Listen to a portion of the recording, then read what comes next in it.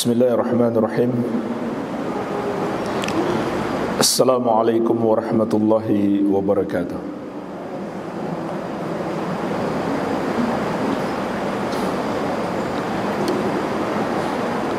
Alhamdulillahi ala ihsanih wa syukru lahu ala taufiqihi wa amtinanih. Wa ashhadu an la ilaha illallah wahdahu la syarika lah ta'ziman li sya'nih. Wa ashhadu anna Muhammadan abduhu wa rasuluh ad-da'i ila ridwanih sallallahu alaihi wa ala alihi wa sahabatihi wa ikhwanihi. Amma ba'd, fa ikhwani wa akhwati fillah, rahimani wa rahimakumullah. Semoga Allah subhanahu wa ta'ala senantiasa mencurahkan rahmatnya kepada kita sekalian.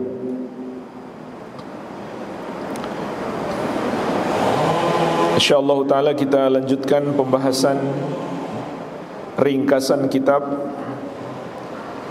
Tanbihatun ala ahkamin takhtassu bil mu'minat. Beberapa peringatan terkait hukum-hukum khusus kaum wanita yang beriman. Kita akan memasuki Al-Faslus Sadis, pasal yang ke-6, Ahkamun takhtassu bil mar'ati fi babi ahkamil janaiz. Hukum-hukum khusus wanita yang terkait dengan bab ahkamul janaiz, bagaimana menyelenggarakan jenazah. Ada 6 poin di sini yang disebutkan oleh Syekh, yang menjadi kekhususan bagi wanita terkait jenazah. Namun sebelum itu, Syekh mengingatkan terlebih dahulu bahwa Allah subhanahu wa ta'ala menetapkan setiap yang berjiwa pasti akan merasakan mati. Sebagaimana juga firman Allah, kullu nafsin dha'iqatul maut wa innama tuwaffawna ujurakum yawmal qiyamah faman zuhziha 'anil nari wa udkhilal jannata faqad faza wa mal hayatud dunya illa mata'ul gurur. Kata Allah, setiap nyawa, setiap jiwa, setiap yang memiliki nyawa pasti akan merasakan mati. Dan hanyalah pada hari kiamat akan disempurnakan pembalasan terhadap amalan-amalan kalian. Maka siapa yang dibebaskan dari api neraka dan dimasukkan ke dalam surga, dialah orang yang beruntung. Maka jemaah sekalian, Allah mengingatkan kita dalam ayat ini 4 prinsip kehidupan, 4 prinsip kehidupan yang harus senantiasa ada dalam hati kita, yang terdapat di surat Ali Imran ayat 185. Yang pertama, setiap jiwa pasti akan merasakan mati. Yang kedua, di hari kiamat ada pembalasan yang sempurna. Yang ketiga, orang yang sukses itu apabila dibebaskan dari api neraka dan dimasukkan ke dalam surga. Inilah kesuksesan yang sebenarnya. Dan yang keempat, wamal hayatud dunya illa mata'ul gurur, dan tidaklah kehidupan dunia ini kecuali kesenangan yang menipu. Jangan sampai kita tertipu dengan dunia ini, lalu kita menjadi lupa dengan akhirat. 4 prinsip kehidupan terdapat dalam surat Ali Imran ayat 185. Dan Rasulullah SAW pernah ditanya, "Ya Rasulullah, ayyul mu'minina akyas?" Wahai Rasulullah, orang mukmin manakah yang paling cerdas? Beliau menjawab, "Aktsaruhum lil mauti dzikra wa ahsanuhum lima ba'dahu istidadan ulaikal akyas." Orang mukmin yang paling cerdas itu adalah yang paling banyak mengingat mati dan paling baik persiapannya untuk kehidupan setelah mati. Mereka itulah orang-orang yang cerdas. Jadi orang yang cerdas secara hakiki adalah yang mengingat mati dan mempersiapkan diri dengan memperbanyak bekal-bekal untuk kehidupan setelah mati. Dan bekal yang terbaik, bekal utama kita untuk menghadap Allah adalah mengamalkan tauhid dan menjauhi kesyirikan. Kemudian ittiba kepada Nabi sallallahu alaihi wa ala alihi wasallam dan menjauhi semua yang bertentangan dengan ajaran beliau. Inilah bekal terbaik kita menghadap Allah Subhanahu wa taala. Kemudian kata Syekh, Allah mengkhususkan hanya Dia saja yang memiliki sifat kekekalan secara mutlak.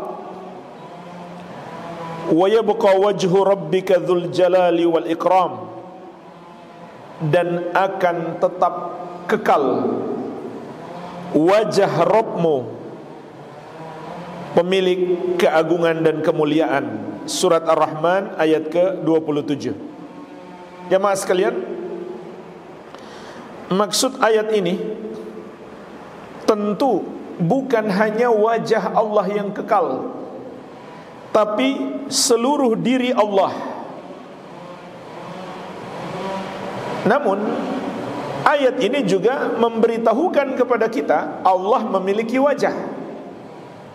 Jadi jangan kita pahami bahwa maksud ayat ini adalah seluruh diri Allah, enggak mungkin hanya wajahnya saja, lalu kemudian kita menafikan sifat wajah dari Allah Subhanahu wa taala. Ini pemahaman yang keliru. Sama dengan kita mengatakan dari tadi ujung hidungnya belum muncul. Apakah maksud kita ujung hidungnya saja atau orangnya secara keseluruhan? Tentu maksud kita orangnya secara keseluruhan. Tapi apakah itu menafikan bahwa dia punya hidung? Tentu tidak. Dia adalah orang secara keseluruhan yang memiliki hidung. Begitu pula ayat ini, maksudnya adalah Allah, zatnya secara keseluruhan yang memiliki wajah yang mulia. Dan para ulama salaf, ulama ahli sunnati wal jamaah, para sahabat Nabi Muhammad SAW, mereka mengimani semua sifat-sifat zat Allah termasuk wajah Allah tanpa menakwilkan kepada makna yang lain. Tanpa menakwilkan kepada makna yang lain. Maksudnya mengimani wajah beneran, bukan sekedar kata kiasan. Maksud wajah itu adalah kekuasaan. Maksud wajah itu zat tanpa wajah, tidak. Para sahabat tidak pernah menafsirkan demikian. Penafsiran-penafsiran seperti itu baru muncul belakangan setelah kemunculan kelompok Jahmiyah, kemudian disusul oleh Mu'tazilah, kemudian disusul oleh Asy'ariyah dan Maturidiyah. Ini 3 tingkatan golongan ahlul kalam, golongan ahlul bid'ah yang menyimpang dalam nama-nama dan sifat Allah. Yang paling parah disebut Jahmiyah. Yang kedua yang lebih mending disebut Mu'tazilah. Yang ketiga yang lebih mending lagi disebut Asy'ariyah, Maturidiyah atau Kullabiyah. Semuanya dinisbatkan kepada para pencetusnya. Tidak sedikit pun dinisbatkan kepada sahabat Nabi Muhammad sallallahu alaihi wa ala alihi wasallam, karena para sahabat enggak pernah menakwilkan sifat-sifat Allah macam-macam. Para sahabat mengimani seperti yang datang di dalam Al-Qur'an dan sunnah Nabi sallallahu alaihi wa ala alihi wasallam. Lalu seperti apa wajah Allah? Maka kita katakan wajah Allah itu sesuai dengan keagungan dan kebesarannya. Tapi bagaimana bentuknya kita kembalikan kepada Allah. Yang pasti itu adalah wajah yang mulia, yang sesuai dengan keagungan dan kebesaran Allah. Dan tentu sedikit pun tidak sama dengan wajah makhluk. Karena Allah Azza wa Jalla berfirman, "Laisa kamitslihi syai'un wa huwas samiul basir." Tidak ada yang serupa dengan Allah, dan Allah Maha mendengar lagi Maha melihat. Walaupun sama dari sisi penamaan, Allah punya wajah, makhluk juga punya wajah, tapi dari segi hakikat tidak melazimkan kesamaan. Seperti kita mengatakan manusia punya wajah, monyet punya wajah, sama-sama disebut wajah, tapi tidak sama antara wajah manusia dan wajah monyet. Ini antara makhluk dengan makhluk. Maka bagaimana lagi antara makhluk dengan Allah Sang Pencipta? Jadi jelas maksud ayat ini, yang kekal adalah seluruh diri Allah. Akan tetapi menunjukkan juga bahwa Allah adalah zat yang memiliki wajah. Dan ini adalah akidah yang disepakati oleh ulama ahli sunnati wal jamaah. Iya. Namun jamaah sekalian, ada beberapa makhluk yang Allah jadikan kekal. Contohnya surga dan neraka, mereka kekal. Begitu pula ruh manusia. Ruh manusia itu kekal. Ketika kita mati, ruh kita enggak mati. Ruh kita hanya berpindah alam. Yang mati hanyalah jasad kita. Begitu pula tulang ekor setiap manusia itu kekal. Dari situlah nanti Allah akan ciptakan kembali kita untuk kedua kalinya. Begitu pula arsy Allah, kursi Allah, begitu pula al-lauhul mahfuz, al-qalam, dan lain-lain. Jadi ada beberapa makhluk yang Allah kekalkan, tapi kekekalan mereka tidak sama dengan kekekalan Allah. Tidak samanya di mana? Kekekalan mereka bukan sifat asal mereka, melainkan pemberian dari Allah Subhanahu wa ta'ala. Seandainya Allah menghendaki untuk menghancurkannya, sangat mudah Allah hancurkan. Beda dengan sifat kekekalan Allah, adalah sifat yang Allah miliki, yang tidak pernah terpisah dari Allah Subhanahu wa ta'ala untuk selama-lamanya. Jadi kekekalan makhluk tidak sama dengan kekekalan Allah. Kekekalan makhluk membutuhkan Allah untuk menjadikannya kekal, sementara kekekalan Allah sama sekali tidak membutuhkan siapapun. Iya.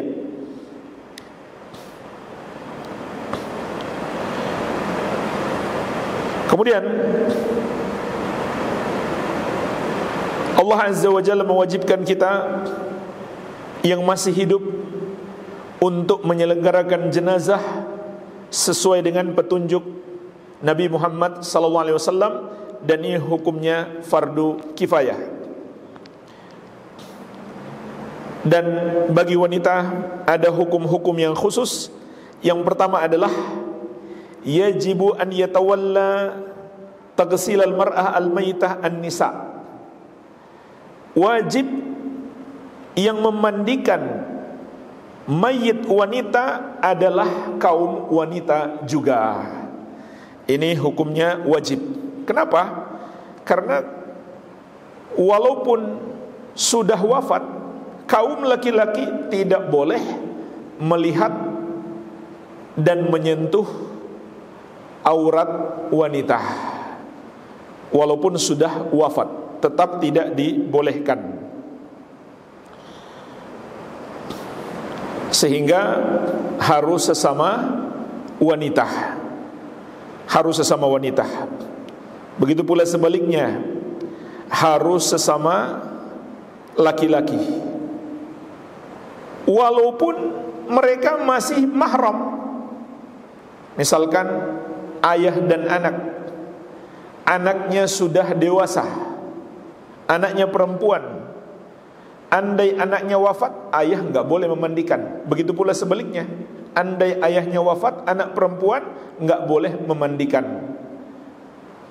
Kenapa? Walaupun mereka mahram, tetap masih ada batas aurat. Walaupun sesama mahram, tetap masih ada batas aurat. Dan itu sudah pernah kita jelaskan. Batas aurat antara mahram yaitu sesuai dengan tempat perhiasan wanita. Sesuai dengan tempat perhiasan wanita. Betis ke bawah misalkan, betis ke atas itu sudah enggak boleh lagi walaupun mahram. Kalau bukan mahram, betis ke bawah dan ke atas kan enggak boleh. Tapi kalau mahram, betis ke bawah masih boleh. Begitu pula leher ke atas.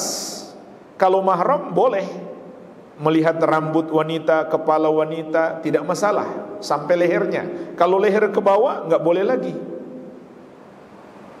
Adapun bagi laki-laki, yaitu aurat besarnya antara pusar sampai ke lutut. Maka walaupun mahram tetap tidak boleh diperlihatkan. Iya.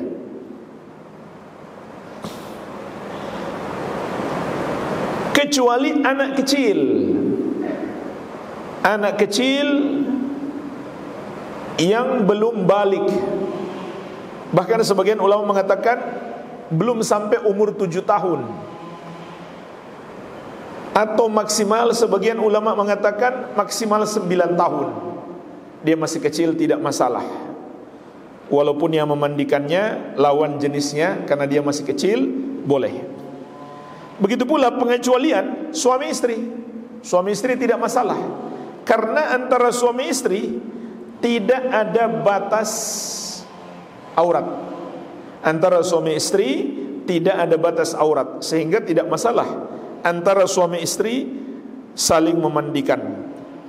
Dan Ali bin Abi Thalib radhiyallahu anhu memandikan istrinya Fatimah radhiyallahu anha, putri Rasulullah sallallahu alaihi wa ala alihi wasallam. Kemudian Asma binti Umais radhiyallahu anha yang memandikan suaminya Abu Bakar As-Siddiq radhiyallahu anhu. Jadi suami istri tidak masalah, karena tidak ada batasan aurat antara suami istri. Dan bahkan jemaah sekalian, ketika memandikan walaupun sesama wanita, auratnya tetap ditutup. Ambil semacam kain untuk menutup aurat besarnya, untuk menutup aurat besarnya. Jadi enggak harus dilihat kan, dia bisa membersihkan dari balik kain, dari balik kain. Begitu pula menggunakan kaos tangan supaya tidak menyentuh langsung. Jadi tetap dibatasi walaupun sesama wanita yang memandikannya. Iya. Kemudian yang kedua, disunahkan mengkafani wanita dengan 5 pakaian putih. 5 pakaian putih. Yang pertama, sarung. Yang kedua, kerudung yang menutupi kepala. Sarung tadi semacam kain putih yang menutupi bagian aurat besarnya, dari dada mungkin sampai ke paha atau sampai ke lutut. Kemudian bagian kepalanya kerudung, lalu bagian bawahnya menggunakan komis. Komis itu artinya jubah. Lalu 2 kain putih yang menutupi seluruh tubuh, sebagaimana diriwayatkan oleh Laila Ats-Tsaqafiyah, dikeluarkan oleh Abu Daud, kuntu fi man ghassala Umma Kulthum binti Rasulillah sallallahu alaihi wasallam. Aku termasuk wanita yang ikut memandikan Ummu Kulthum, putri Rasulullah sallallahu alaihi wasallam, inda wafatiha, ketika beliau wafat. Wa kana awwalu ma a'tana Rasulullah sallallahu alaihi wasallam al-hiqa. Maka yang pertama diberikan oleh Rasulullah sallallahu alaihi wasallam kepada kami adalah al-hiqa, yaitu sejenis kain yang juga bisa disebut kain sarung. Jadi dia bisa melingkar ke dalam tubuh. Dia bisa melingkar ke tubuh. Thumma dir'u, kemudian jubah. Thumma al-khimar, kemudian kerudung. Thumma al-milhafah, kemudian kain yang menutupi seluruh tubuh. Thumma udrijat ba'da dzalika fi thawbil akhar, kemudian pakaian yang lain yang menutupi seluruh tubuh untuk menutupi semuanya agar tidak terlepas. Ya, biasa di masa sekarang sering ditambah tali yang berasal dari kain itu sendiri, tidak masalah. Saya sebutkan di Fatwa Lajnah Daimah, wal mar'atu yubda'u takfinuha bil izar. Bagaimana urutannya? Mayit wanita dimulai mengkafaninya dengan menutupkan kain sarung alal aurati wa ma haulaha, untuk aurat besarnya dan sekitarnya. Jadi kain sarung itu menutupi dari dada sampai ke lututnya. Ini yang pertama sekali. Sejenis kain sarung disunahkan berwarna putih. Kalau nggak ada warna putih tidak masalah warna lain. Dan juga tidak masalah walaupun tidak persis seperti sarung yang biasa kita pakai sekarang, yaitu dijahit. Walaupun terpisah tidak masalah, tidak dijahit. Yang penting kita paham, ditutup bagian dada sampai ke pahanya atau ke lututnya untuk menutupi aurat besarnya.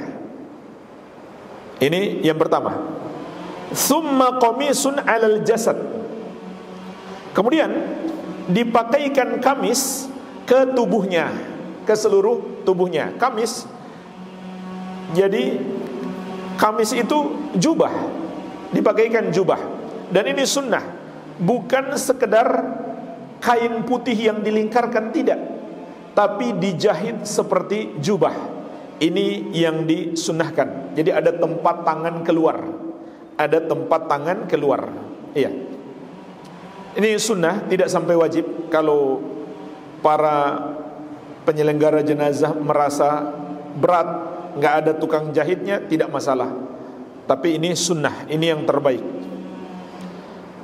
Summal qina ala ra'si wa mahaulahu, kemudian bagian atas kepalanya yaitu kerudung. Summa tulaffu bilafafatain, kemudian diberikan 2 kain yang menutupi seluruh tubuh. Jadi yang menutupi seluruh tubuh itu 2 kain terakhir. Beda dengan laki-laki, 3 kain semuanya menutupi seluruh tubuh. Iya. Yang ketiga, ma yusna'u bi sya'ri ra'sil mar'a al-maitah, apa yang dilakukan terhadap rambut mayit wanita. Maka disunnahkan untuk diikat atau dikepang menjadi 3, kemudian diletakkan di bagian belakang kepalanya. Jadi bukan dikepang di samping, bukan pula di atasnya. Kalau di atas nanti malah menyerupai punuk onta, tapi diletakkan di arah belakangnya, dikepang di arah belakangnya, paling bawahnya. Iya. Sebagaimana diriwayatkan dari Ummu Atiyah radhiyallahu anha ketika memandikan putri Nabi sallallahu alaihi wasallam, fadafarna sya'raha thalathata qurun wa alqainahu khalfaha, maka kami kepang rambutnya menjadi tiga bagian, lalu kami letakkan di bagian belakangnya. Ini sunnah. Ini yang ketiga. Tentu sunnah ini bisa dijalankan kalau wanita itu berambut panjang, dan memang seperti itu seharusnya rambut wanita. Kalau dia rambut pendek, maka pertama, jika tidak ada alasan syar'i dia berambut pendek, itu tercelah sebagaimana sudah kita bahas di awal. Namun juga tidak bisa diamalkan sunnah ini baginya. Iya. Yang keempat, hukum mengikuti jenazah. Maksudnya mengikuti sampai dikuburkan. Maka jemaah sekalian, ada dua pendapat ulama yang masyhur. Ada dua pendapat ulama yang masyhur. Yang pertama, hukumnya haram. Yang pertama, hukumnya haram. Dua pendapat ulama yang masyhur tentang hukum wanita ikutan untuk mengubur mayit. Mungkin yang wafat adalah ayahnya, atau anaknya, atau suaminya, atau saudaranya. Maka pendapat yang pertama, hukumnya adalah haram. Dan ini yang dipilih oleh mazhab Hanafiyah, dan dikuatkan oleh Syekh Ibn Baz, Syekh Ibn Utsaimin, begitu pula penulis Syekh Shalih Al-Fauzan hafizahullah ta'ala. Karena ada hadis Ummu Atiyah radhiyallahu anha mengatakan, nuhina 'anit tiba'il janaiz. Kita dilarang untuk mengikuti jenazah, yaitu mengikuti sampai dikuburkan. Dan juga nanti akan kita sebutkan di poin berikutnya, ada hadis yang melarang wanita berziarah kubur. Namun dalam hadis ini, dalam hadis di bab ini, kata Ummu Atiyah, walam yu'zam alaina, akan tetapi larangan itu tidak ditekankan kepada kami. Nah, berdasarkan ada lanjutan hadis ini, sebagian ulama berpendapat hukumnya tidak sampai haram, tapi makruh. Hukumnya minimalnya adalah makruh. Ini pendapat Syafi'iyah, Hanabilah, dan para ulama yang lainnya. Jadi dalam mazhab Syafi'i tidak disunnahkan bagi wanita untuk ikut mengantarkan jenazah. Dalam mazhab Syafi'i memang ada perbedaan pendapat juga, tapi yang mu'tamad, yang masyhur di kalangan mazhab Syafi'i itu hukumnya makruh. Jadi bukan dianjurkan, hukumnya makruh. Iya. Namun penulis di sini menguatkan pendapat yang pertama, pendapat mazhab Hanafi, yaitu hukumnya haram. Sedangkan ucapan Ummu Atiyah, kata Syekh, walam yu'zam alaina, tidak ditekankan atas kami, maka itu tidaklah menafikan hukum haram. Tidaklah menafikan hukum haram, sebagaimana ditegaskan oleh Ibnu Taimiyah. Kenapa?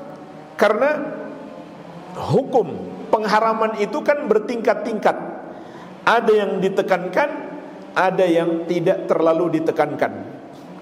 Begitu pula itu hanya ucapan Ummu Atiyah, sedangkan dari Rasulullah SAW beliau melarang, tapi Ummu Atiyah memahami larangannya tidak ditekankan. Jadi ucapan Nabi SAW lebih pantas diikuti tentunya daripada sekedar ucapan seorang sahabat Nabi sallallahu alaihi wasallam dalam hadis yang mulia ini. Iya.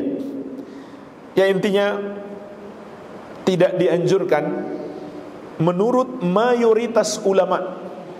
Menurut mayoritas ulama tidak dianjurkan wanita untuk ikut mengantarkan mayit. Tidak dianjurkan. Hanya saja mayoritas ulama berbeda pendapat apakah sampai haram atau makruh. Namun intinya sama-sama tidak menganjurkannya. Memang ada segelintir ulama yang membolehkan, tapi dengan persyaratan yang ketat, dan itu sulit untuk dipenuhi. Ya, diantaranya tidak ikut campur baur dengan kaum laki-laki. Kemudian, nah ini yang paling berbahaya, nanti akan dijelaskan di poin yang ke-6. Tidak meratapi mayit. Nah ini yang paling sulit bagi wanita. Kalau dia ikut ke kuburan, itu sangat berat dia untuk tidak meratapi mayit tersebut. Iya. Jadi pada akhirnya menjerumuskan kepada dosa yang sangat besar, yaitu meratapi mayit. Apalagi banyak para wanita yang keluar tanpa menutup aurat dengan baik dan lain-lain. Banyak pelanggaran-pelanggaran. Kemudian permasalahan yang kelima, tahrimu ziaratil kubur 'alan nisa. Diharamkannya berziarah kubur bagi para wanita. Nah, jemaah sekalian, ini pun juga sama dengan permasalahan sebelumnya, termasuk yang ulama beda pendapat. Tapi sama dengan pembahasan sebelumnya, mayoritas ulama itu antara makruh dan haram.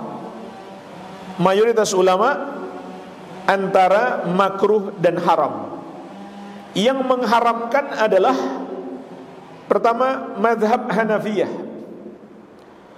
Begitu pula satu pendapat dalam mazhab Syafi'i, dikuatkan oleh Ibnu Taimiyah, Ibnu Baz dan Ibnu Utsaimin, dan juga dikuatkan oleh penulis kitab ini, Syekh Shalih Al-Fauzan. Kenapa? Karena ada hadis Abu Hurairah radhiyallahu anhu yang diriwayatkan oleh At-Tirmidzi, bahwasanya Rasulullah sallallahu alaihi wasallam la'ana zawaratil kubur, melaknat para wanita yang suka atau yang sering berziarah kubur. Ini diantara dalilnya. Diantara dalilnya kenapa wanita diharamkan berziarah kubur, karena ada hadis Rasulullah sallallahu alaihi wasallam melaknat para wanita yang berziarah kubur. Walaupun hadis ini menyebutkan yang sering, sehingga bisa dipahami kalau tidak sering, kalau kadang-kadang, maka hukumnya tidak sampai haram, menjadi makruh. Dan inilah dasar pendapat yang kedua. Pendapat yang kedua itu dimakruhkan. Ini pendapat sebagian Syafi'iyah. Jadi Syafi'iyah terbagi dua, sebagian mengharamkan, sebagian memakruhkan. Begitu pula pendapat Hanabilah, dan juga satu pendapat dari Hanafiyah, dan juga satu pendapat dari Malikiyah. Mereka berpendapat makruh, karena dalam hadis dikatakan yang sering berziarah kubur. Berarti kalau kadang-kadang, maka tidak sampai haram, namun hukumnya makruh. Namun hukumnya makruh. Ini pendapat mayoritas ulama, antara haram dan makruh. Antara haram dan makruh. Mayoritas ulama berpendapat antara haram dan makruh. Memang ada segelintir ulama yang membolehkan, tapi juga sama dengan syarat-syarat yang ketat. Dan itu sangat sulit dipenuhi oleh kebanyakan para wanita. Sehingga kalau kita katakan haram secara mutlak, itu lebih menyelamatkan kaum wanita.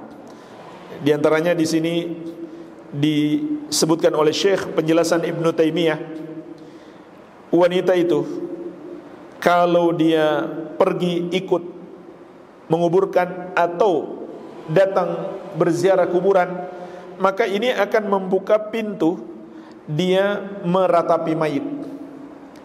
Dia seakan tidak ridho dengan ketetapan takdir Allah Subhanahu wa ta'ala. Dan ini banyak terjadi walaupun sudah wafat beberapa tahun, ketika dia datang berziarah kubur, dia teringat lagi dengan kematiannya, kemudian seakan dia tidak ridho. Jadi setan mulai bermain di situ, membisikkan dalam hatinya ketidakridhoan atas kematian orang yang dia cintai, sampai akhirnya dia pun menangis dan meratapi mayit, menangis dengan suara yang keras, lalu meratapi kematian orang yang dia cintai. Maka ini membuka pintu terjerumus dalam dosa yang sangat besar. Ya, belum lagi mungkin di hari-hari tertentu banyak orang datang berziarah, sehingga bisa terjadi campur baur antara laki-laki dan wanita. Ditambah lagi para wanita yang tidak menggunakan pakaian yang syar'i, maka bertambah lagi pelanggaran-pelanggarannya. Jadi kalau ditutup pintu ini, maka itu lebih menyelamatkan kaum wanita. Lagi pula jemaah sekalian, tujuan utama untuk berziarah kubur keluarga kita kan untuk didoakan. Nah, bukan syarat kita mendoakan harus datang ke kuburannya. Dan tidak juga menjadi lebih afdal, tidak juga menjadi lebih mustajab, tidak. Justru lebih mustajab kita cari waktu-waktu terbaik untuk berdoa dan kesempatan terbaik. Contohnya di sepertiga malam yang terakhir. Begitu pula dalam sujud kita. Dan itu enggak mungkin dilakukan di kuburan kalau dalam sujud kita, karena tidak boleh solat di kuburan kecuali solat jenazah yang orangnya belum sempat solat sebelum dikuburkan. Sudah terlanjur dikuburkan, dia baru datang misalkan, dia boleh solat jenazah di kuburan. Tapi solat selain itu tidak dibolehkan. Iya. Jadi tujuan utama kan cuma untuk mendoakan. Dan untuk mendoakan tidak harus datang ke kuburan, tidak juga lebih afdal, tidak lebih mustajab kalau kita berdoa bagi penghuni kubur itu di kuburan. Baik, ini yang kelima. Yang keenam, yang terakhir, bab ini singkat. Alhamdulillah kita sudah masuk bagian akhir. Yang keenam, diharamkannya meratapi mayit. Diharamkan meratapi mayit. Seperti apa meratapi mayit itu? Syekh memberikan contoh. Raf'us saut bin nadbi, mengangkat suara dengan menyebutkan keistimewaan atau kelebihan si mayit. Jadi dia berteriak-teriak lalu menyebutkan tentang jasa-jasa si mayit misalkan, sambil nangis-nangis, sambil teriak-teriak, dia orang yang sangat baik sama saya, kenapa dia sudah pergi terlalu cepat. Nah, seperti itu. Kemudian yang kedua, wasyakku thawb, merobek-robek pakaian, waladmul khat, dan menampar-nampar pipi atau menyakiti diri sendiri, persis seperti yang dilakukan oleh orang-orang Syiah untuk meratapi kematian Al-Husain bin Ali bin Abi Thalib radhiyallahu anhuma, padahal sebenarnya merekalah penyebab kematian Al-Husain. Setiap tanggal 10 Muharram dianjurkan berpuasa, tapi mereka tidak puasa, malah menyakiti diri untuk meratapi kematian Al-Husain. Wa natfu sya'r, begitu pula mencabut atau menarik rambutnya, ataupun memotong dan menggunting rambutnya, bahkan sampai dipelontos, dibotak rambutnya, karena saking sedihnya ditinggal mati orang yang dia cintai. Ini termasuk meratapi mayit. Wa taswidul wajhi wa khashmihi, begitu pula melukai wajah, naudzubillah, sampai melukai wajah sendiri, jaz'an 'alal mayyit, karena merasa terpukul dengan kematian si mayit itu. Wad du'a bil wail, begitu pula berdoa dengan doa kecelakaan, kebinasaan. Maka ini termasuk meratapi mayit. Wa ghairi dzalika mimma yadullu 'alal jaz'i min qada'illahi wa qadarihi wa 'adami sabr. Dan selain itu yang menunjukkan dia seakan tidak ridho dengan takdir Allah dan tidak sabar. Jadi jemaah sekalian, inti meratapi mayit itu dua. Inti meratapi mayit itu dua. Pertama, melakukan perbuatan atau mengucapkan kata-kata yang menunjukkan dia tidak ridho atau tidak menerima sepenuhnya takdir Allah yang telah mewafatkan orang yang dia cintai. Yang kedua, dia tidak sabar menghadapi musibah tersebut, sehingga dia melakukan hal-hal yang menunjukkan ketidaksabarannya. Ini inti daripada meratapi mayit. Yang disebutkan oleh Syekh di sini hanya contoh. Mungkin ada orang bisa melakukan hal-hal lain, bahkan ada yang sampai ikut bunuh diri. Naudzubillah. Ini paling parah, dia sampai ikut bunuh diri. Iya. Maka hukumnya adalah haram dan dosa besar sekali.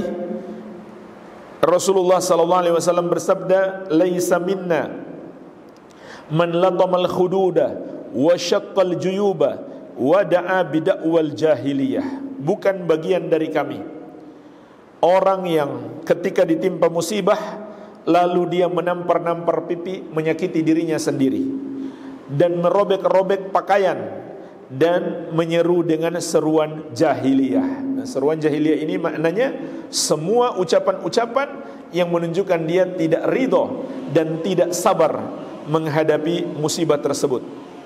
Dan Nabi SAW bari'a minas saliqah wal haliqah wasyaqah. Beliau berlepas diri dari 3 jenis wanita. Yang pertama, as-saliqah, wanita yang berteriak ketika ditimpa musibah. Ini hati-hati. Menangis itu boleh, tidak masalah. Yang tidak boleh nangisnya keras. Nangisnya keras itu yang enggak boleh. Apalagi sambil ngomel-ngomel. Dia nangis keras saja itu udah enggak boleh. Kalau nangis saja tidak masalah. Ada sebagian orang bilang jangan sampai air matanya jatuh lalu kena si mayit. Tidak masalah, itu tidak masalah, enggak ada pengaruh apa-apa. Itu hanya khurafat. Yang tidak boleh adalah nangisnya keras sampai histeris, sampai teriak-teriak. Yang kedua, al-haliqah, wanita yang mencukur rambutnya ketika ditimpa musibah.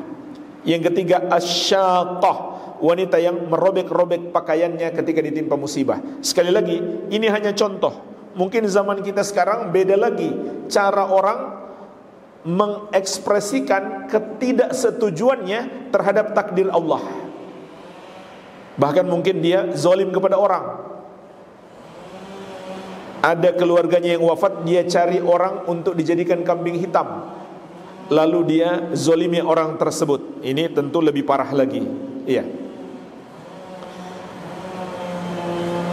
Juga disebutkan annahu sallallahu alaihi wasallam la'ana na'iha wal mustami'ah.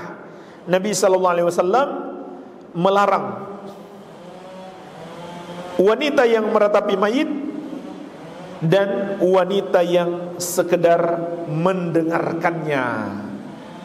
Jadi kita enggak boleh mendengarkan wanita yang meratapi mayit, kecuali kita di situ untuk menasihati dia, mengingatkan dia jangan ratapi mayit. Iya. Dan juga jemaah sekalian, dalam hadis yang lain Nabi sallallahu alaihi wasallam mengatakan, "An-naihatu idza lam tatub qabla mautiha tuqamu 'alaiha yaumal qiyamah tuqamu yaumal qiyamah wa 'alaiha sirbalu min katiranin wadir'un min jarabin, seorang wanita yang meratapi mayit,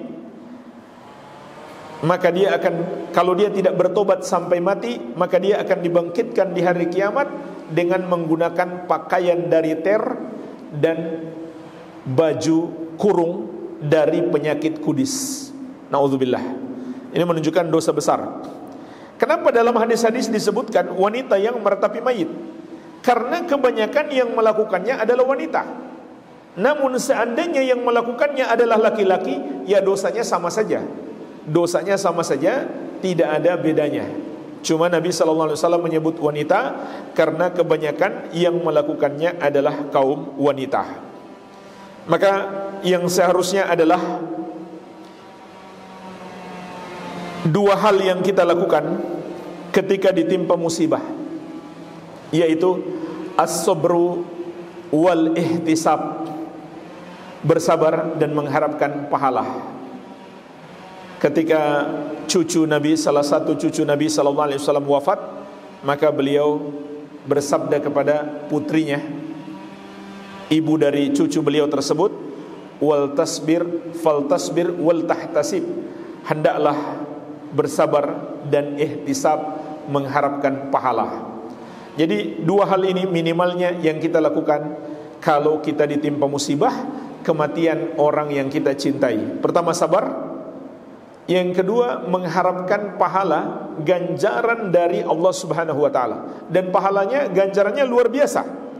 Allah Subhanahu wa taala berfirman, "Walanabluwannakum bisyai'in minal khaufi wal ju'i wa naqsin minal amwali wal anfusi wath thamarat wa basyiris sabirin." Dan sungguh benar-benar kami akan menguji kalian dengan sedikit rasa takut dan kelaparan dan kekurangan harta, jiwa dan buah-buahan.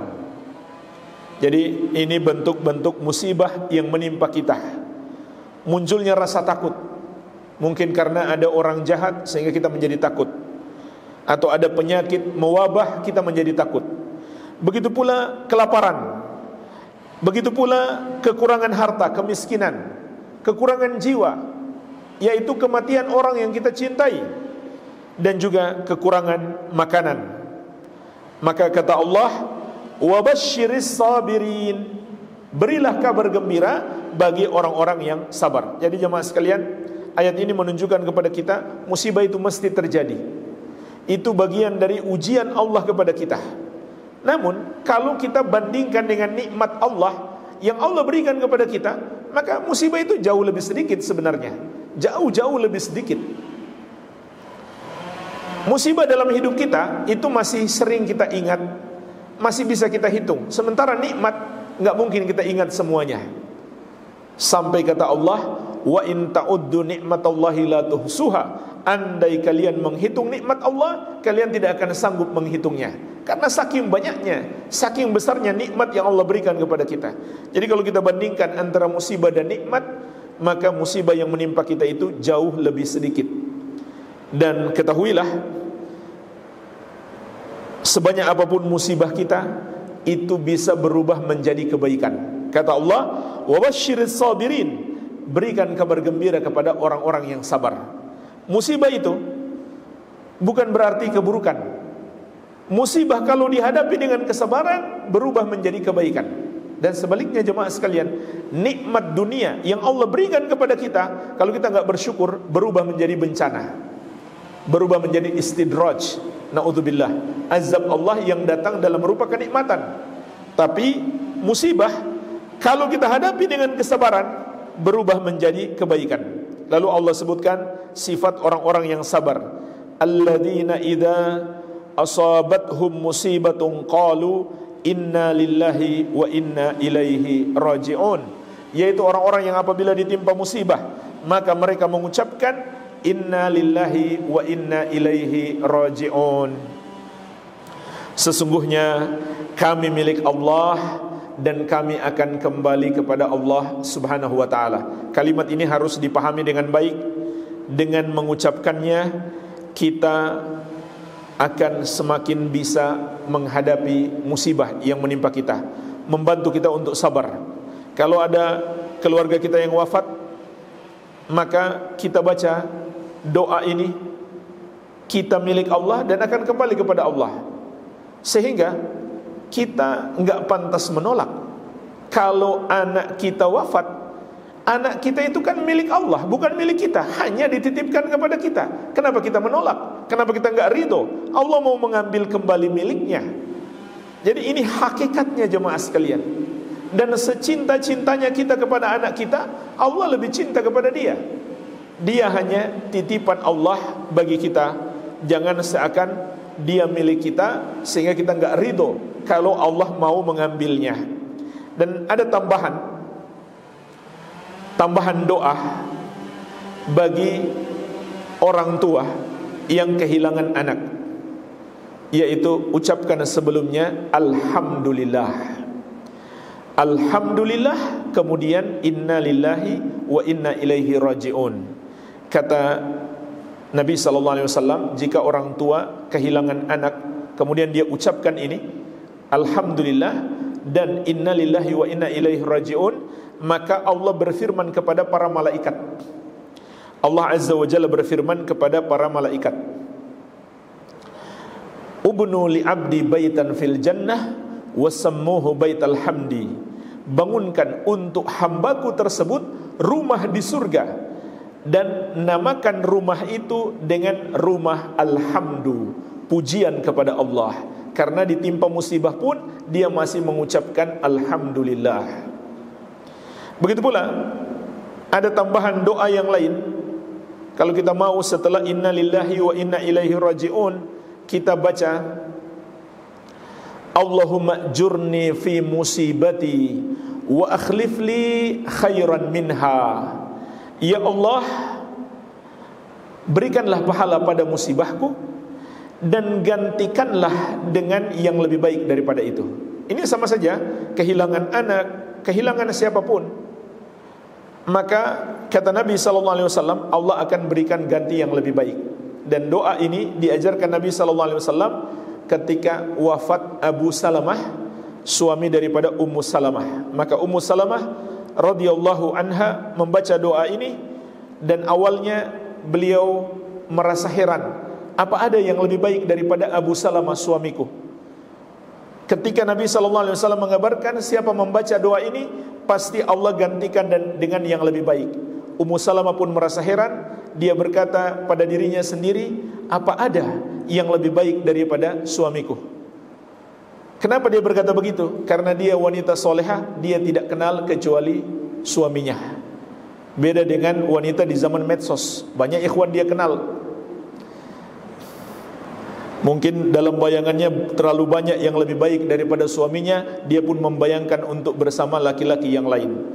Ini bukan ciri wanita solehah. Ini contoh wanita solehah luar biasa. Dia merasa heran sampai dia mengatakan, apa ada yang lebih baik daripada suamiku? Kemudian ada kisah wanita yang minta cerai dari suaminya karena tidak sengaja dia melihat suaminya berjalan bersama Rasulullah SAW dan para sahabat. Dia nggak sengaja melihat, dia baru sadari ternyata suaminya paling jelek. Akhirnya dia minta cerai. Dia pikir suaminya sudah paling ganteng, jadi dia nggak pernah minta cerai selama ini. Karena dia tahu suaminya saja laki-laki, tapi tidak sengaja dia melihat suaminya berjalan bersama laki-laki lain. Dia pun sadar suaminya yang paling jelek. Itu para wanita di zaman dahulu. Maka apa yang terjadi? Tidak lama setelah selesai masa iddahnya, Ummu Salamah dilamar oleh Rasulullah sallallahu alaihi wa ala alihi wasallam, yang tentu lebih baik daripada suaminya. Kemudian ayat berikutnya kata Allah, ulaika alaihim salawatu min rabbihim wa rahmah wa ulaika humul muhtadun. Ini luar biasa keutamaan orang yang bersabar ketika ditimpa musibah. Mereka itulah yang akan mendapatkan salawat dari Rabb mereka dan rahmatnya, dan mereka itulah orang-orang yang mendapatkan hidayah. Subhanallah, ini luar biasa. 3 keutamaan yang sangat besar bagi orang yang sabar ketika ditimpa musibah. Yang pertama, salawat dari Allah Subhanahu wa ta'ala. termasuk makna salawat dari Allah adalah ampunannya. Yang kedua, rahmat Allah, kasih sayang Allah. Yang ketiga, hidayah, bertambah hidayahnya. Kalau dia sudah dapat hidayah sebelumnya, Allah tambahkan lagi hidayah kepadanya. Makanya jemaah sekalian, kita sering mendengarkan ada orang dapat hidayah setelah dapat musibah, karena dia hadapi musibah itu dengan kesabaran. Tapi banyak orang semakin tersesat karena nikmat. Karena nikmat yang Allah berikan, dia semakin tersesat. Bahkan dulunya ada orang yang miskin, dia sabar, dia beribadah. Setelah dia kaya raya, dia tidak lagi beribadah kepada Allah, dia tidak bersyukur, malah tersesat. Jadi makanya kata para ulama, yang paling banyak masuk surga itu orang miskin. Kenapa? Yang lolos ujian kemiskinan itu lebih banyak daripada yang lolos ujian kekayaan. Walaupun umat Islam yang surganya paling tinggi itu orang kaya. Siapa mereka? Abu Bakar, Umar, Utsman, Ali. Keempat-empatnya orang kaya semuanya. Memang pernah hidup miskin, tapi pada akhirnya mereka menjadi kaya raya. Abdurrahman bin Auf, ya. Namun kebanyakan yang masuk surga adalah orang-orang miskin. Tapi orang-orang kaya bukan berarti tidak bisa masuk surga. Bahkan mereka punya peluang besar masuk surga dengan harta mereka. Namun kebanyakan orang kaya, orang yang Allah beri keluasan harta, tidak lolos ujian kekayaan. Mereka tidak bersyukur. Lebih banyak orang yang lolos ujian kemiskinan. Iya. Jadi ini luar biasa. Hidayah Allah akan tambahkan kepada kita apabila kita hadapi musibah itu dengan kesabaran dan kita berserah diri kepada takdir Allah Subhanahu wa taala. Walhamdulillah, ini yang bisa kita bahas. Mungkin ada pertanyaan, saya persilakan.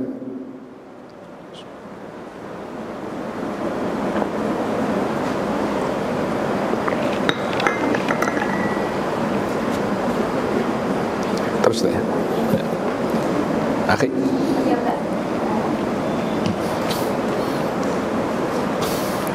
Jazakallahu khair. Terkait pertanyaan yang lalu tentang bayi tabung. Jadi ternyata ulama kontemporer itu beda pendapat. Sebagian mengharamkan secara mutlak, sebagian membolehkan dengan syarat, dengan syarat-syarat yang sangat ketat, yang hampir-hampir nggak bisa terpenuhi syarat itu. Ya diantaranya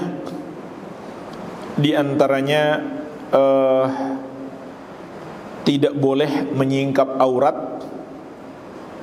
Tidak boleh menyingkap aurat karena bukan untuk tujuan darurat, bukan untuk tujuan darurat.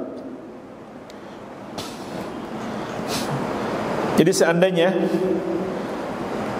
mau memprogram bayi tabung, maka tidak boleh seorang suami atau seorang istri memperlihatkan auratnya kepada tenaga medis, karena itu bukan tujuan darurat. Beda dengan yang sifatnya darurat. Terpaksa seorang dokter harus menyingkap aurat pasiennya, itu pun sebatas kebutuhannya saja. Iya. Begitu pula syarat tentu harus suami istri dan masih sama-sama masih hidup. Kalau salah satu sudah wafat, maka tidak boleh lagi. Harus suami istri. Iya. Wallahu alam.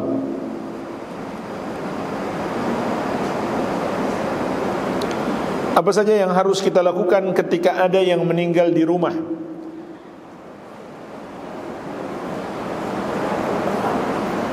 Sebelum meninggal, kita nasihati untuk bertobat kepada Allah dan kita talkinkan. Kalau sudah lihat ada tanda-tanda mau wafat, kita talkinkan. Talkinkan itu artinya kita suruh dia mengucapkan la ilaha illallah. Ucapkan la ilaha illallah. Kalau dia ucapkan la ilaha illallah dan dia ngobrol lagi, maka kita suruh lagi ucapkan la ilaha illallah sampai akhir ucapannya la ilaha illallah. Kemudian secara garis besarnya 4 yang kita lakukan: memandikan, mengkafani, menyolatkan, menguburkan. Dan 3 yang pertama wanita bisa lakukan semuanya, dengan syarat tadi, kalau yang wafat adalah wanita, wanita bisa ikut memandikan, atau suaminya, atau anak kecil juga bisa ikut mengkafani. Adapun menyolatkan, semua wanita boleh. Iya. Hanya saja ikut ke kuburan. Nah, ini yang tadi ulama beda pendapat, tapi mayoritas ulama antara haram dan makruh. Penulis memilih pendapat yang mengharamkan, itu lebih menyelamatkan. Itu yang harus dilakukan oleh kaum wanita. Dan tentunya sabar. Terlebih lagi saat kematian itu kan malaikat hadir. Kalau kita mendoakan yang buruk lalu diaminkan oleh malaikat, ini bahaya. Maka doakan yang baik-baik, mendoakan yang baik-baik. Dan tidak ada dalil setelah mati kemudian orang berkerumun membacakan Al-Quran padanya. Tidak ada dalilnya. Begitu pula tidak ada dalil yang sahih mengkhususkan surat Yasin. Membacakan Al-Quran saja secara umum tidak ada dalilnya kalau sudah wafat. Kecuali dia belum wafat, mungkin kita lihat dia sakit, kita bacakan Al-Quran untuk meruqyah dia. Boleh baca Yasin, boleh yang lainnya. Tapi kalau sudah wafat tidak dianjurkan. Iya. Apa saja harus menyiapkan kain kafan sendiri? Enggak harus disediakan sendiri, tapi dianjurkan, disunnahkan kain kafan itu dari harta milik pribadi si mayit. Karena Nabi SAW mengatakan kafinuhu fi thawbai, kafanilah dia dengan 2 pakaian yang dia miliki. Maksudnya ini kalau yang wafat itu sedang berihram, maka dia dikafani dengan kain ihramnya saja. Tapi yang menjadi dalil kata Nabi SAW dengan pakaian miliknya. Jadi ini sunnah. Sebelum hartanya diberikan wasiatnya atau bayar hutangnya atau warisannya, maka dibelikan dulu kain kafannya oleh ahli warisnya. Jadi nggak harus kita siapkan sendiri, bisa dilakukan oleh orang yang masih hidup. Iya. Kalau kita mau siapkan sendiri ya nggak masalah juga. Kalau dia tidak punya harta sama sekali, maka yang menyiapkan kain kafannya adalah ahli warisnya. Kalau ahli warisnya juga nggak punya sama sekali, maka yang menanggung kain kafannya adalah negara, baitul mal, yaitu negara, harta dari kas negara. Kalau tidak, maka kaum muslimin yang punya kemampuan, fardu kifayah. Iya. Jika ayah meninggal, terus sebelum meninggal ayah berpesan minta dimandikan anak perempuannya. Jika ayah meninggal nanti, apa anak perempuan ini harus menuruti pesan ayahnya? Tidak boleh, karena ini pesan untuk melakukan hal yang menyelisihi syariat, maka tidak boleh dipenuhi. Kalau dipenuhi malah membuat ayah jadi berdosa. Iya. Harus laki-laki, walaupun laki-laki itu bukan anaknya. Setelah memandikan dan mengkafani jenazah, bolehkah kita mensolatkan jenazah tanpa mandi terlebih dahulu? Atau apakah kita harus mandi dulu sebelum mensolatkannya? Boleh langsung mensolatkannya, tidak masalah insyaAllah ta'ala. Memang ada hadis, barang siapa memandikan mayit, hendaklah dia mandi, tapi tidak sampai wajib mandi. Apakah tim janaiz sudah memandikan jenazah, bolehkah langsung ikut mensolatkan jenazah? Ya, sama ya. Bagian mana saja yang diberi kapas pada tubuh mayit, bagian yang mungkin mengeluarkan sesuatu, berarti rongga-rongganya. Iya. Itu tujuan kapas itu. Kalau dikhawatirkan mengeluarkan sesuatu. Kalau nggak dikhawatirkan ya nggak perlu. Kalau tidak dikhawatirkan tidak perlu.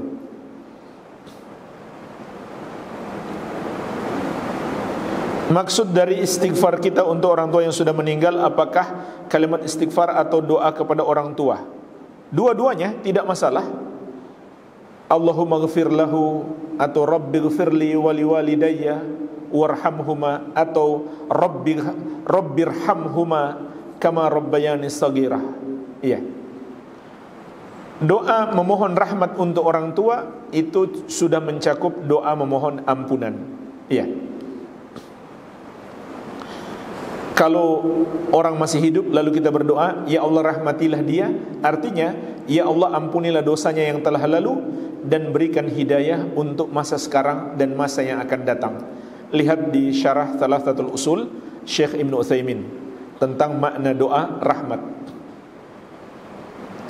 Jadi kain kafan boleh dijahit, selama ini taunya tidak boleh ada jahitan. Boleh, tidak masalah. Yang tidak boleh dijahit itu jahit yang membentuk tubuh bagi orang yang ihram laki-laki. Jadi ada larangan menggunakan pakaian membentuk tubuh. Bukan larangan dijahit sebenarnya, tapi larangan pakaian membentuk tubuh.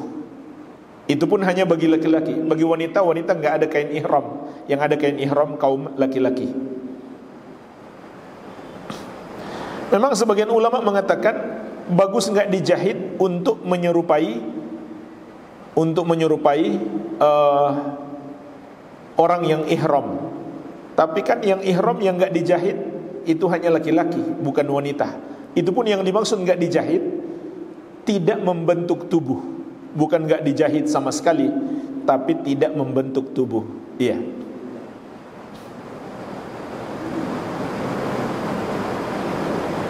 Wanita boleh ikut ke kuburan dengan syarat bisa tidak meratapi si mayit. Hukumnya makruh. Makruh menurut sebagian ulama, sebagian lagi mengharamkan. Kalau kita mau hati-hati, maka pendapat yang haram itu lebih selamat kita ikuti. Lagi pula kita tidak ada manfaat besar untuk ikut ke sana. Hanya menambah kesedihan kita dan membuka pintu setan untuk tidak menerima musibah tersebut. Iya. Kalau cuma mau doakan, kita bisa doakan di rumah. Dan wanita ketika di rumah, dia lebih dekat kepada rahmat Allah, iya kan? Aqrabu ma takunul mar'a min rahmati rabbiha wa hiya fi qa'ri baitiha. Saat terdekat wanita dengan rahmat Rabbnya ketika dia berada di bagian rumahnya yang paling dalam. Berarti doanya lebih mustajab. Wanita itu di rumah, doanya lebih mustajab karena dia lebih jauh dari maksiat dan lebih dekat kepada Allah Subhanahu wa ta'ala.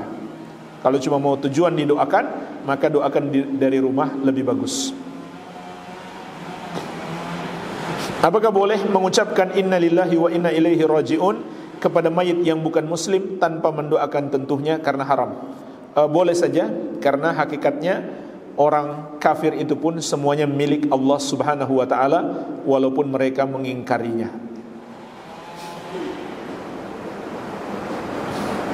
Bagaimana jika berziarah ke makam suami karena harus menemani anak yang masih di bawah umur, ditinggal ayahnya, jadi anak selalu minta ziarah untuk melepas rasa rindu pada ayahnya? Apakah boleh? Tidak boleh, kan bisa diantar sama yang lain, sama kakeknya, sama pamannya, dan lain-lain. Ini menurut pendapat sebagian ulama hukumnya haram, yang minimalnya makruh menurut ulama yang lainnya. Semalam ana bermimpi didatangi ibu dan bapak ana yang sudah meninggal.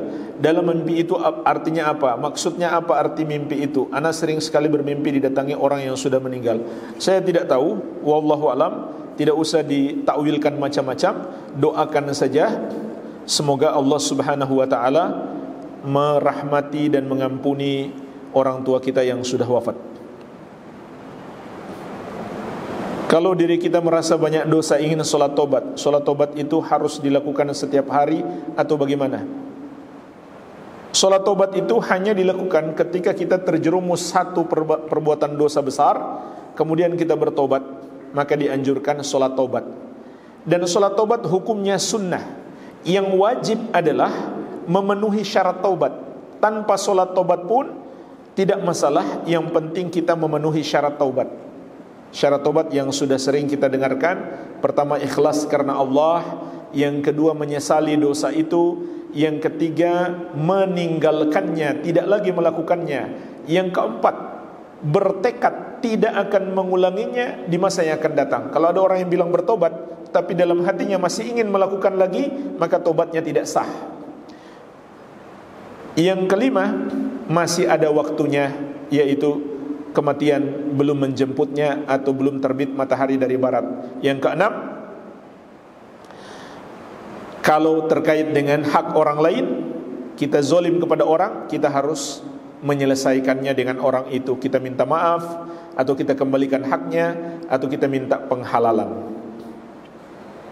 Kalau mau tahajud, apakah harus sholat sunnah wudhu dulu, terus sholat tobat, baru sholat tahajud, atau bagaimana? Tidak harus, langsung sholat tahajud tidak masalah.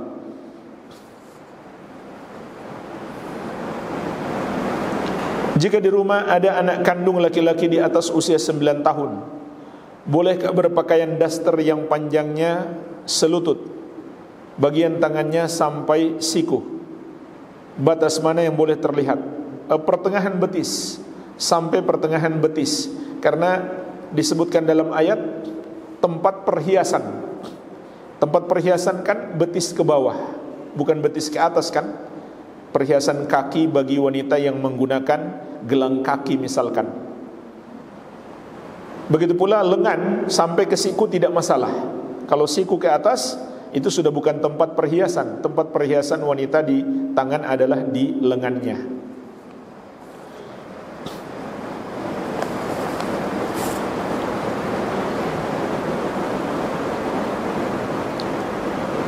Saudara ana meninggal dalam keadaan mata terbuka dan mulut pun terbuka, apakah ia bisa dibilang su'ul khatimah?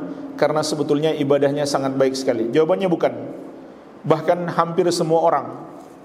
Bahkan Nabi SAW mengatakan, idza qubidar ruh tabi'ahul basar. Apabila ruh dicabut, maka diikuti oleh pandangan matanya. Ketika pandangannya mengikuti, ruhnya sudah keluar, maka tentu dia tidak bisa lagi mengembalikan pandangan matanya. Oleh karena itu, ini juga termasuk sunnah. Kita yang hidup menutupkan matanya. Menutupkan matanya. Begitu pula mulutnya, supaya tidak dimasuki oleh hewan misalkan. Ya. Itu sama sekali bukan tanda su'ul khatimah. Su'ul khatimah itu orang yang mati dalam keadaan berbuat dosa atau belum taubat dari dosanya, itu su'ul khatimah namanya. Orang yang mati dalam keadaan misalkan kecelakaan, mati tragis, itu sama sekali bukan su'ul khatimah. Bahkan orang yang mati tragis itu, jemaah sekalian, kalau dia seorang muslim, itu bagian dari musibah kan? Maka itu termasuk sebab dia diampuni. Karena Nabi SAW mengatakan, ma min musibatin tusibul muslim illa kaffarallahu anhu biha khatayahu hatta syaukat yushakuha. Tidak ada satu musibah pun yang menimpa seorang muslim kecuali dengan sebab itu Allah hapuskan dosa-dosanya, walau hanya duri kecil yang menusuknya. Jadi mungkin kita agak terpukul kalau kita dengarkan keluarga kita matinya tragis, ditabrak kereta api misalkan. Tapi di sisi lain kita mesti bersyukur. Kenapa? Karena semoga itu menjadi sebab dosa-dosanya terhapus. Semoga menjadi sebab dosa-dosanya terhapus. Jadi bukan tanda itu su'ul khatimah, sama sekali tidak.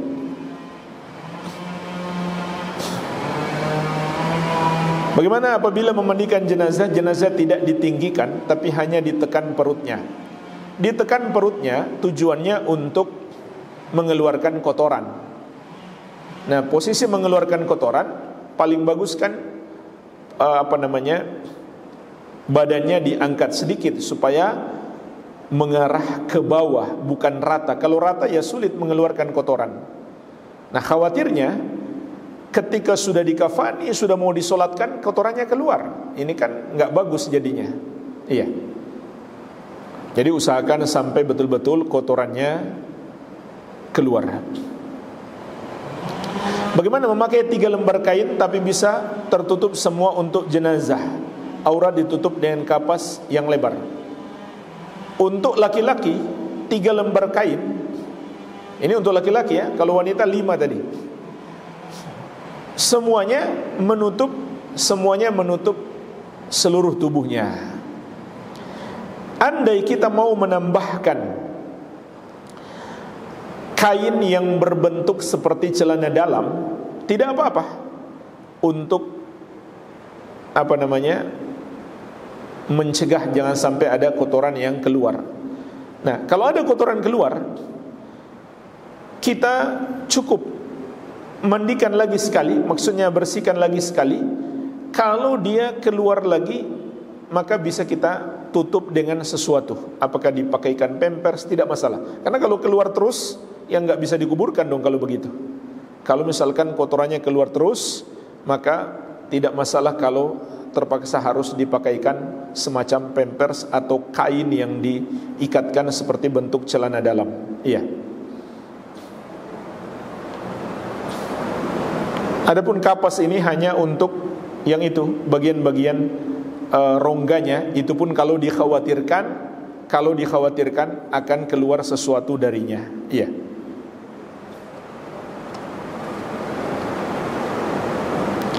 Apakah boleh mayit disolatkan 2 kali di area masjid? Boleh, tidak masalah. Lebih dari 2 kali juga tidak masalah. Yang penting tidak sampai menunggu lama. Kalau orang-orang berdatangan tidak masalah. Tapi kalau nunggu misalkan anaknya 4 jam lagi baru nyampe, itu enggak perlu. Tidak perlu. Karena Nabi SAW menyuruh asri'u bil jenazah, segerakan mengurus jenazah. Iya. Tidak masalah walaupun di tempat yang berbeda. Dulu Aisyah radhiyallahu anha meminta mayit dilewatkan di depan rumahnya. Beliau mau solat. Jadi setelah disolatkan di tempat solat, Aisyah berpesan tolong lewatkan dia di depan rumah. Maka boleh, tidak masalah. Boleh di tempat yang sama, boleh di tempat yang berbeda. Tapi dengan syarat tidak ada jeda yang lama, yang panjang. Ya. Kalau harus menunggu lama, maka itu tidak dianjurkan. Dan ada solusinya. Kalau misalkan anaknya datang terlambat, dia bisa solatkan di kubur. Dia bisa solatkan di kuburnya, sebelum maupun sesudah dikuburkan. Walaupun sudah dikuburkan, boleh disolatkan bagi orang yang datang terlambat. Bahkan Nabi SAW mensolatkan mayit sudah lewat sebulan, karena beliau baru tahu ternyata orangnya sudah wafat. Beliau pergi ke kuburannya dan beliau solatkan, tidak masalah. Bagaimana hukumnya tahlil 1-7 hari orang meninggal? Tidak ada dalilnya, termasuk bid'ah, mengada-ada dalam agama. Rasulullah SAW bersabda, "Man amila amalan laisa alaihi amruna fahuwa raddun." Barang siapa mengerjakan satu amalan tidak ada padanya petunjuk dari kami, maka amalan tersebut tertolak. Semua putra-putri Nabi SAW kecuali Fatimah wafat ketika Nabi SAW masih hidup. Apa pernah beliau mengadakan tahlilan? Setelah Nabi SAW wafat, Fatimah putri beliau dan sahabat-sahabat beliau apakah mengadakan tahlilan? Tidak. Abu Bakar, Umar, Uthman, Ali, ketika mereka wafat, tidak seorang pun sahabat yang mengadakan tahlilan atau selamatan kematian. Tidak ada. Itu termasuk mengada-ada, menambah-nambah di dalam agama yang tidak dicontohkan oleh Rasulullah SAW dan para sahabat radhiyallahu taala anhum ajma'in. Ditambah lagi, itu memberatkan keluarga si mayit. Kalau dia orang kaya mending, tapi bagaimana kalau dia orang miskin? Itu luar biasa, sangat memberatkan. Sudah ditimpa musibah, masih juga harus menanggung beban ngasih makan banyak orang. Bahkan ada yang sampai harus berhutang demi untuk tahlilan. Subhanallah. Dan sebagian orang yang punya harta itu jadi ajang membangga-banggakan, dan dia merasa dia anak yang berbakti, dia ujub. Karena ketika orang tuanya wafat, dia ngadain selamatan kematian sampai potong sapi. Yang lainnya gak mau kalah, potong 2 ekor sapi, dan seterusnya. Jadi ajang bangga-banggaan. Ini sudah jauh dari syariat.